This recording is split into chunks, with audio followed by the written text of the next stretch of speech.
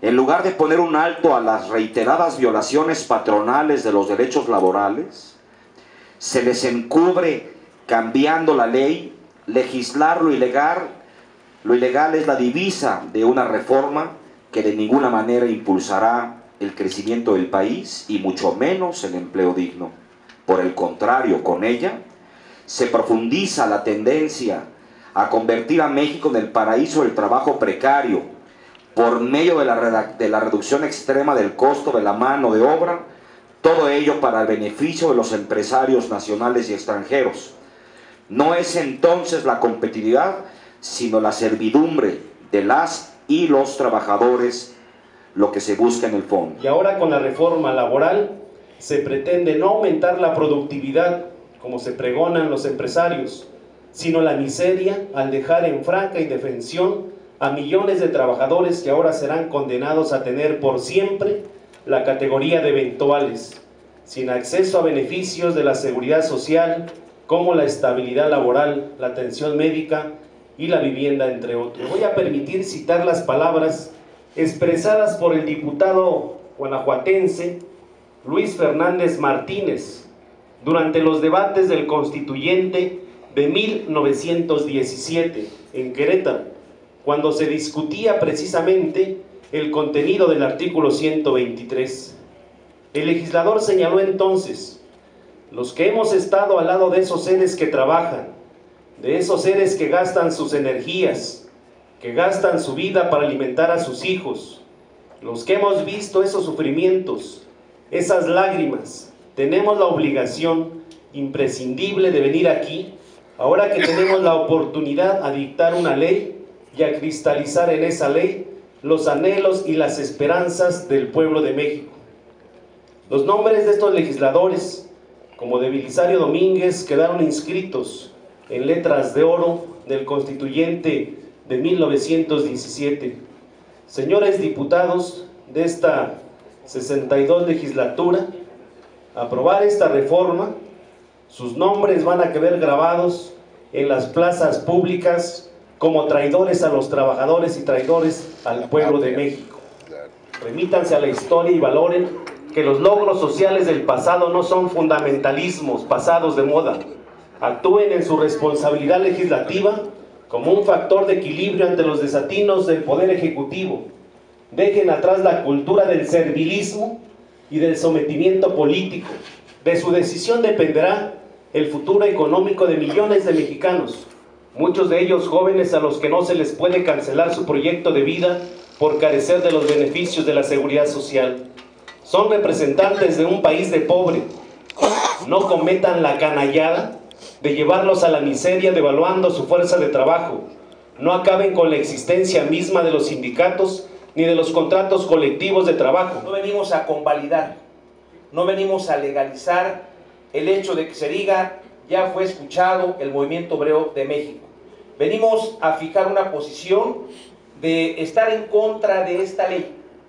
Podemos llegar a la adecuación de una ley federal del trabajo o a una reforma en donde participe íntegramente la clase trabajadora, que sea consensuada con los trabajadores de este país, porque esta reforma tiene muchas incongruencias. En un principio considerábamos que al haberla mandado el Ejecutivo el 1 de septiembre, ustedes acababan de tomar protesta como diputados de esta 62ª legislatura, y al integrarse rápidamente, casi al vapor, la Comisión de Trabajo y Previsión Social el 4 de septiembre, no tenían ustedes el tiempo para haber leído esta reforma que mandaba el Ejecutivo. Pero ahora estamos plenamente seguros, señores diputados, que tienen el tiempo suficiente para ver que esta es una reforma regresiva y lesiva a los derechos de los trabajadores. Yo no sé si en la Cámara les hayan dado un sistema estadístico para ver cuánto se ha perdido el poder de compra en los últimos años de la clase trabajadora. Pero en los últimos 30 años, compañeros diputados, se ha perdido el 80% del poder de compra de los salarios. Esto sumado a que nuestra Cámara de Diputados, en la Comisión de Energía, ha autorizado los aumentos constantemente a los energéticos, como es la gasolina, el gas doméstico, la electricidad y el diésel. Esto ha disminuido notablemente el poder de compra de los trabajadores, aunado a los cambios climáticos, a las inundaciones, a las sequías. Entonces es muy importante que no se pueda contemplar, podemos discutir en esta reforma laboral la democracia sindical, la transparencia. Lo que no está en juego y no se va a discutir es el pago por horas. No vamos a condenar a la clase trabajadora a que reciba salarios precarizados. Hace un par de días, 3 días, el director del Instituto Mexicano del Seguro Social, en la 103 Asamblea Nacional del IMSS, dijo que la viabilidad del Instituto Mexicano del Seguro Social concluye en el 2015. Imaginen ustedes el ingreso de los trabajadores con pago por horas. Nos vamos a condenar, compañeros diputados, a que estos trabajadores no tengan acceso a la seguridad social, ni a sus familias. Los vamos a condenar a la pobreza y a la miseria, y los vamos a condenar a las enfermedades. También los vamos a condenar para que no puedan ellos tener en un momento determinado fortalecer sus jubilaciones y sus pensiones. ¿Qué va a ocurrir con esos trabajadores en un futuro? Y aquí hay 2 diputados jóvenes. Piensen en los jóvenes que vienen atrás de nosotros, que se van a integrar al mercado laboral, que no van a tener un futuro como ustedes lo tienen como legisladores. Escuchen y atiendan y analicen que esta reforma regresiva vulnera la Constitución política de los Estados Unidos mexicanos. El artículo 1 de la Constitución nos dice que los derechos humanos deben ser progresivos y no regresivos, y esta ley es regresiva. No podemos vulnerar los tratados internacionales 87 y 98 de la OIT.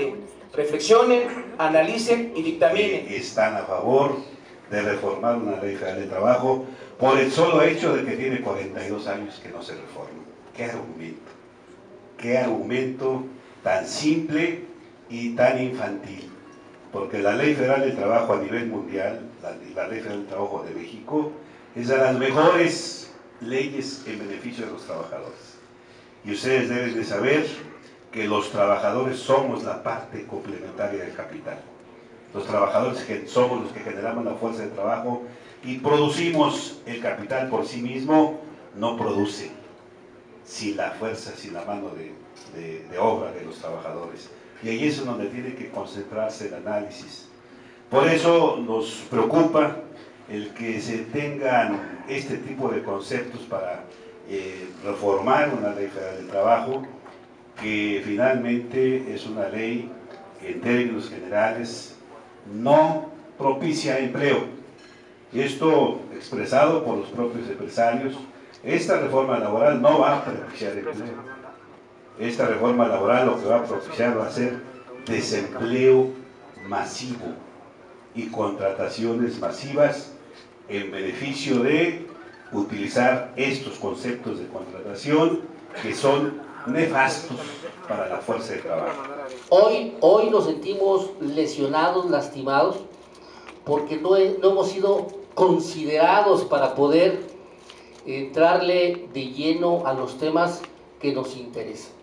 No hemos sido considerados en planteamientos que hemos hecho no de hoy, en la legislatura anterior, tanto a la Cámara de Diputados como a la Cámara de Senadores. Le hemos hecho el planteamiento de la necesidad de los foros en donde los trabajadores, los académicos, los industriales, las cámaras, los despachos de abogados, los propios presidentes de las juntas de conciliación y arbitraje locales y federales, toda la gente que tenga que ver en materia laboral, las organizaciones, confederaciones, federaciones, sindicatos. Pero no es así sacarla al vapor como podemos generar una estabilidad y poder darle tranquilidad al país, porque lo único que están haciendo es orillarnos nuevamente a un estallido social. Y no quisiéramos salir, les quiero decir, como salimos de la Cámara de Senadores la última vez que nos recibieron, no quisiéramos salir con una palmada en la espalda, ya los escuchamos, qué bonito, ya vinieron, y que mañana lo publiquen en el periódico y digan, ya los recibimos, ya vinieron a quejarse, ya se manifestaron. Ahora se habla de que tenemos que llevar al país a una situación de competencia mundial por la apertura que tienen el comercio tras las fronteras. Cierto, tenemos que hacer cambios y estamos de acuerdo en que se hagan cambios y que se haga cambio a la ley del trabajo, pero no en las condiciones de desigualdad. La propuesta de reforma que existe actual va a agravar ese grado de desigualdad que existe entre los mexicanos. No puede ser que un mayor número de mexicanos esté pasando ya a la pobreza y a la pobreza extrema y un número muy reducido estén pasando a ser el grupo selecto a nivel mundial de los más ricos. Creo que la anhelada justicia social que es pretendida por todos los trabajadores no se está dando, y con esta situación de reforma van a agravar más. Que si van a hacer esto, van a hacerlo porque ustedes quieren hacerlo, porque pueden imponernos esta decisión y porque pueden pasar por encima de los derechos y atropellar los derechos de los trabajadores, no porque nosotros estemos de acuerdo en una reforma de esta naturaleza. No nos pueden acusar de que no queremos modernizar y democratizar el mundo del trabajo. Hay una propuesta de nuestra parte que ni siquiera quisieron tomar en cuenta. Automáticamente, cuando presentó el Ejecutivo su iniciativa preferente, de inmediato nosotros presentamos una propuesta, ni siquiera la quisieron tomar en cuenta. Y bueno, déjenme decirles que ya desde 82 nos traen con esta propuesta. En 82 el gobierno de manera irresponsable se endeudó, no pudo pagar la deuda, nos vinieron a rescatar los organismos internacionales, el Fondo Monetario y el Banco Mundial, pero nos impusieron precisamente estas condiciones: privatizar el Estado, privatizar todas las empresas del sector público y abaratar la mano de obra.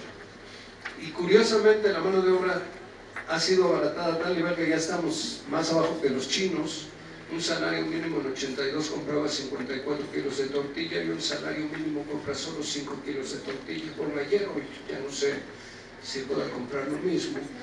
De manera que han cumplido escrupulosamente los lineamientos del Fondo Monetario, pero curiosamente quienes han aplicado estas medidas, los funcionarios públicos, tienen a los trabajadores con los más bajos salarios del mundo, pero los funcionarios públicos tienen los salarios más altos del mundo.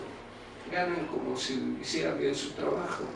Entonces me parece que querer convencernos y mediante una reunión decir que nos escuchan para después legitimar el paso a un atropello como este, no va a funcionar. Nosotros no venimos a convalidar esa iniciativa, venimos a decirles que no estamos de acuerdo en la iniciativa y que vamos a pelear con todo lo que tenemos para detenerla hoy o aún en su proceso, mediante la acción de inconstitucionalidad, mediante los amparos indirectos, mediante los amparos directos y con la movilización y las acciones directas si eso se requiere.